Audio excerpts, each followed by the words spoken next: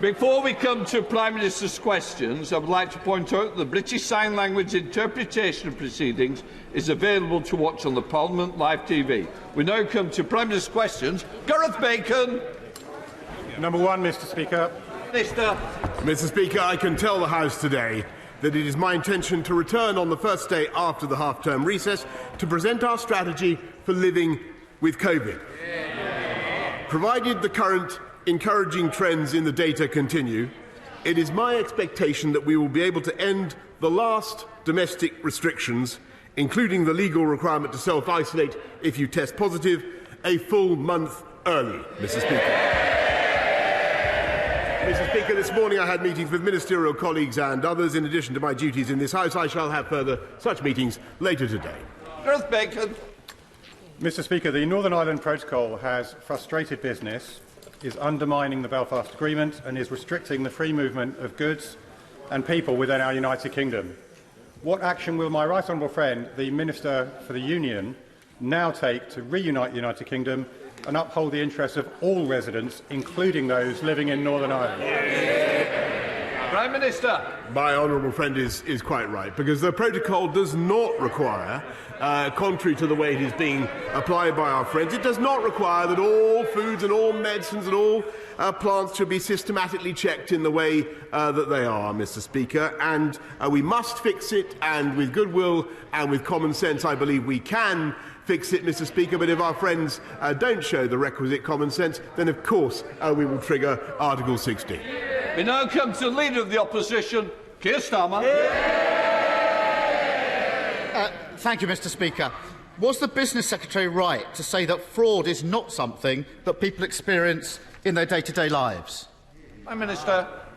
Mr. Speaker, of course this government and this country despises those who defraud people, and that's why we crack down on fraudsters, Mr. Speaker, and we've strengthened our anti-fraud task force. We're bringing forward an economic crime bill, Mr. Speaker, but we also attach huge importance to tackling neighbourhood crime and crimes of violence, Mr. Speaker, and I'm very pleased that those crimes are down 17%, Mr. Speaker. Keir Starmer.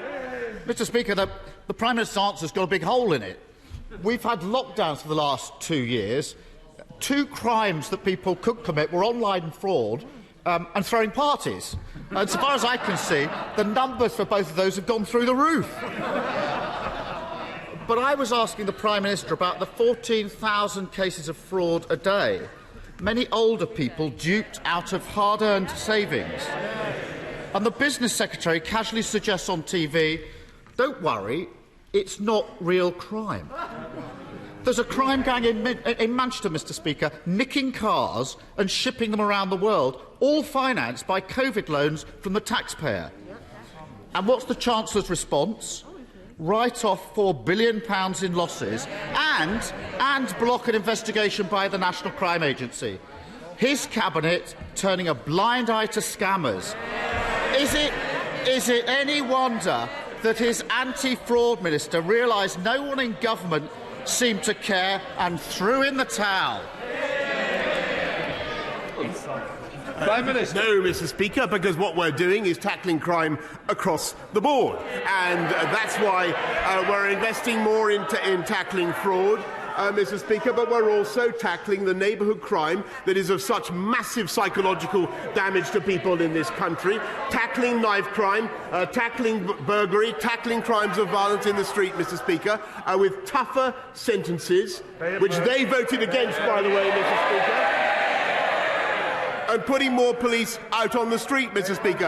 And the reason we're able to afford it, Mr. Speaker, is because we have a strong economy and we're coming back strongly from COVID, and that is thanks to the big calls that this government got right. Keir Starmer. Mr. Speaker, his anti-fraud minister quit, saying the failure of government to tackle fraud was so egregious that he had to, and this is his words, smash some crockery to get people to take notice. Well, it seems that the Prime Minister hasn't noticed the broken plates and the shattered glass all around him. It's almost as if he's been completely distracted for weeks. Talking of scams, households are going to have to fork out an extra £19 billion on their energy bills. The government is insulting people's intelligence by pretending it's giving them a discount. But it's not. It's a con. A buy now, pay later scheme, a dodgy loan, not a proper plan. Mr. Speaker, he shakes his head. So let me put this in language you might understand. When his donors give him cash to fund his lifestyle and tell him he has to pay it all back later, are they giving him a loan or a discount? Mr. Speaker, our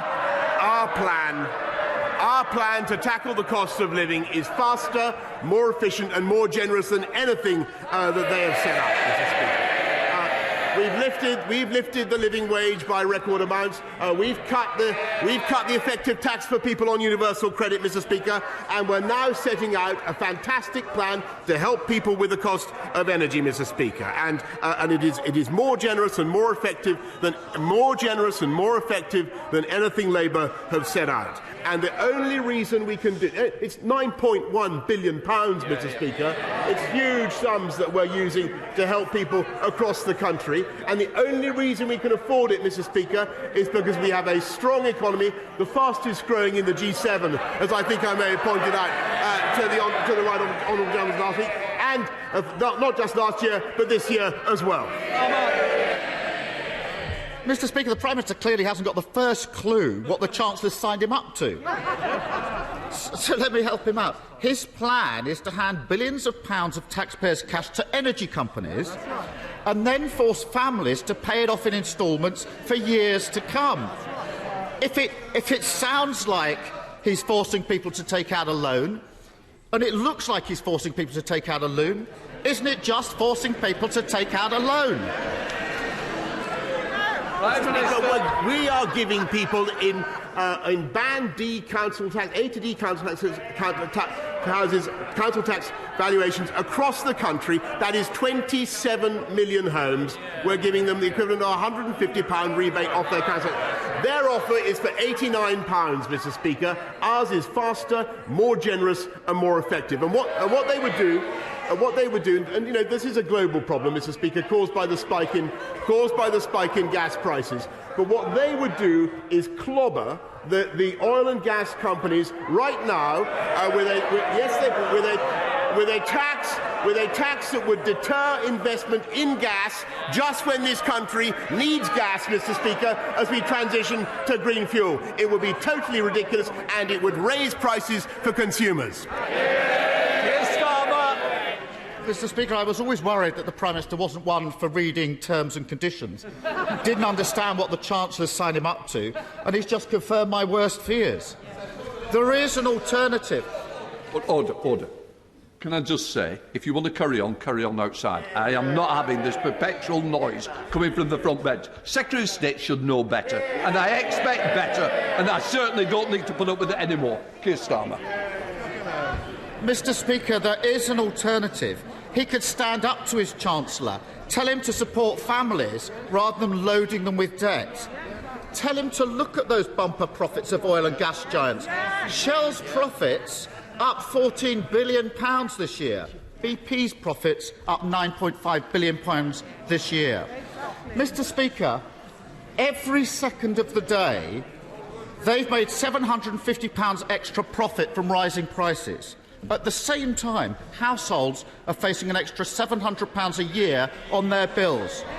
Why on earth is this government forcing loans on British families when they should be asking those with an unexpected windfall to pay a little more to keep household bills down? Mr. Speaker, the Labour plan would clobber supply. It's an improvement on what I thought he stood for, which was nationalising the energy companies.